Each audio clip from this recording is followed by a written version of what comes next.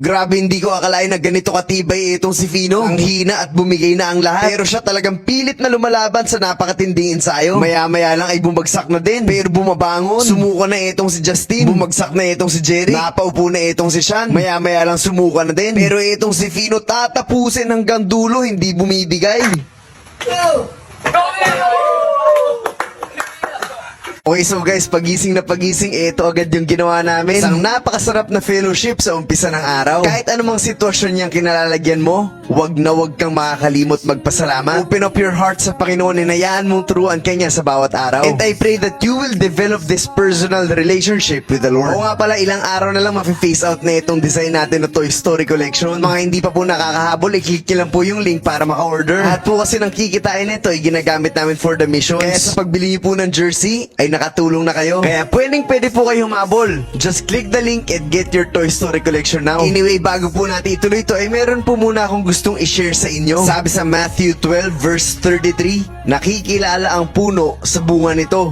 Kung mabuti ang puno, mabuti rin ang bunga. Kung masama ang puno, masama rin ang bunga nito. Ibig sabihin nito, kung totoong sumusunod ka sa Panginoon, halata at makikita. Madaling sabihin na kilala ko si Lord, na sumuko na ako sa Kanya. Pero kung hindi naman makikita sa lifestyle, ay baliwala. Kaya maraming taong nadadapa at lalong lumalayo sa Panginoon. Kasi naririnig nila ang mga taong nagsasabing naniniwala sila sa Diyos, pero kabaligtaran naman yung takbo ng buhay. Kabaligtaran naman yung actions. You will know them by their fruit. At ang taong talagang totoong na-transform para sa Panginoon, ay nagkakaroon ng kapangyarihan tumalikod sa kasalanan. Nagkakaroon ng kapangyarihan tumanggi sa mga bagay na hindi nagmumula sa Panginoon. Kahit gaano pa ito kaganda, it will come out naturally. Hindi kinakailangan pilitin. Bakit? Kasi totoo yung pagbabago. Nagpasakop sa Panginoon, sumuko sa Panginoon, sumunod sa Panginoon. At bilang totoong anak ng Diyos, dapat ibang-iba ka sa galaw ng mundo. Dahil kung parehas lang yung galaw mo sa galaw ng iba, baka tinanggap mo lang sa bibig, pero hindi sa puso. Have the integrity to follow God, meron mang nakatingin o wala. At sana po ay malinaw at naiintindihan niyo po talaga ang mensahe ng video na to. Punta tayo dito sa matinding ensayo na ginawa ng buong grupo, na kung saan sumuka at nanghina ang karamihan. At isa lang ang hindi bumigay, etong si Fino. Etong unang drill pa lang, kung tutusin, susuka ka na. Hindi ko naman sinabing sumabay siya, pero siya talaga yung may gusto. Panoorin natin kung gaano katibay itong bata na to.